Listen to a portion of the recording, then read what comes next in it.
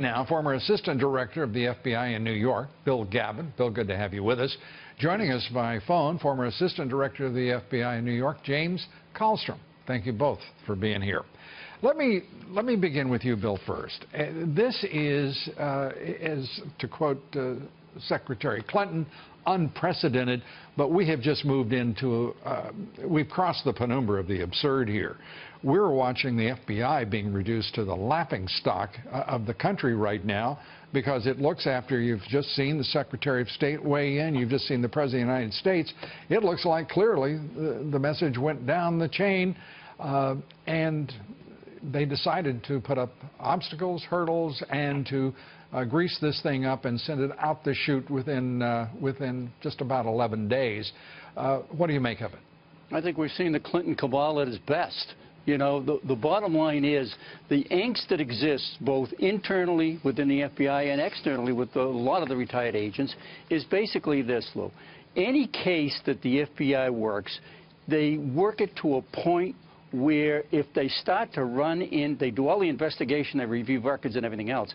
If, in fact, they start to run into a wall, it goes before a grand jury. I think there's a misconception that the FBI can convene a grand jury. That has to be convened either by the United States Attorney's Office, if that's the venue, or the Attorney General of the United States, if that's the venue.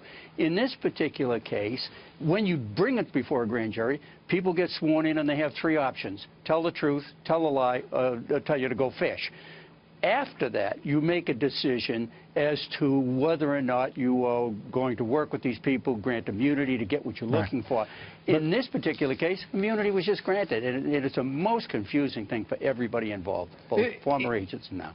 You know, Jim, it's confusing, and I will acknowledge that. It is also pretty clear that it's intended to be confusing and confounding.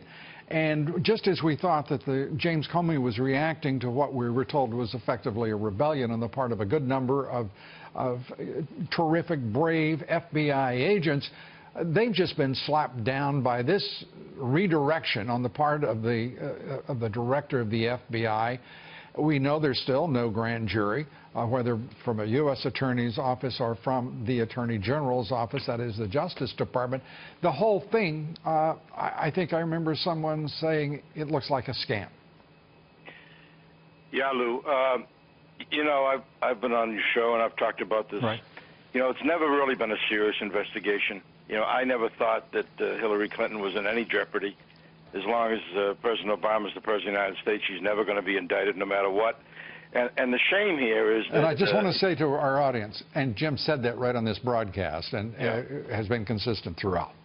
Yeah, I mean, an investigation of this magnitude, you know, Jim Comey would have to know at the very beginning that they were not going to approve a grand jury, which means they're not going to have a very successful investigation, they're not going to have subpoena power, not going to have search warrants, etc. So, you know, I think what the FBI director should do at that point is get on the stump and have a press conference and talk about, Madam Attorney General, we need a grand jury to do this investigation. And if you're not going to give us the grand jury, you know, you need to give us an answer.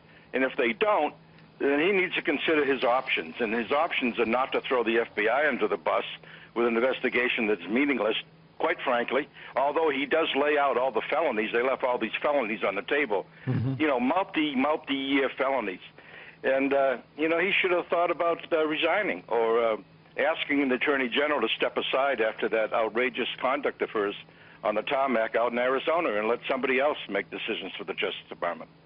It's perhaps unfair to talk about the entire top tier of FBI management, Bill, but and Donald Trump has just taken the stage. We're going to go to him very quickly. But the reality is this looks exactly like what Donald Trump's been describing. This looks rigged.